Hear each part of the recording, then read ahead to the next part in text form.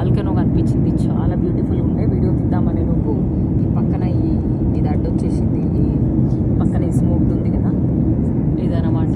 అసలు బాగా ఉంది. ఆల్రెడీ టైం చేంజ్ అయిపోయింది ఐఫోన్లో. ఇప్పుడు అక్కడ టెంపరేచర్ వచ్చేసి 30 degrees ఉంది.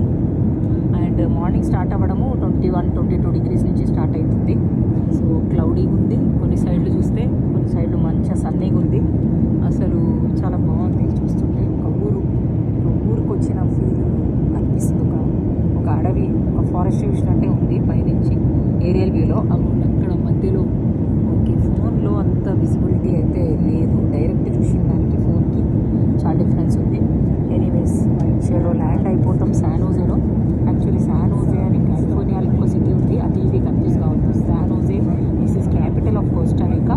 శాన్ హోజే లాటిన్ అమెరికాలో, నార్త్ అమెరికాలో ఒక కంట్రీ. లాటిన్ అమెరికా అని అంటారు. పార్ట్ ఆఫ్ లాటిన్ అమెరికా అంటే ఏం లేదు, మోస్ట్లీ స్పానిష్ మాట్లాడే కంట్రీస్ అన్నీ లాటిన్ అమెరికాలో ఉండే కంట్రీస్ అన్నీ స్పానిషే మాట్లాడతారు.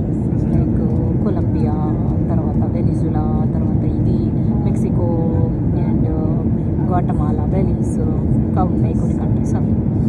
సరే, ఇంకా మోర్ శాన్ హోజే గురించి తెలుసుకుందాము ల్యాండ్ అయినాక. టైం అయితే ఇప్పుడు లోకల్ టైం అయితే మీకోసం ఇంకొక చిన్న snippet. Going to land in Costa Rica చేసినాము. ఆల్మోస్ట్ వచ్చేసినాము, దగ్గరగా కనిపిస్తున్నాయి. చాలా బ్యూటిఫుల్ ఉంది. అంటే ఒక మొత్తం నాకు స్కై స్క్రేపర్స్ అయితే ఏం కనిపిస్తలేవు, చిన్న చిన్న హట్స్ లాగా ఉన్నాయి ఇల్లులన్నీ చూసిగా.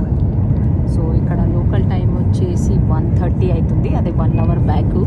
Dallas is 1 hour ahead of Costa Rica. చూడండి అబ్బా బాబా ఎంత బాగున్నాయంటే ఇవి చిన్నది ఏమంటారు, పేపరు అట్ట ఇళ్ళలాగా ఉన్నాయి. అసలు భలే ఉన్నాయి, చాలా బ్యూటిఫుల్ ఉంది. డిఫరెంట్, ఇది ఒక డిఫరెంట్ ల్యాండ్స్కేప్ లాగా ఉంది. నేను చూసిన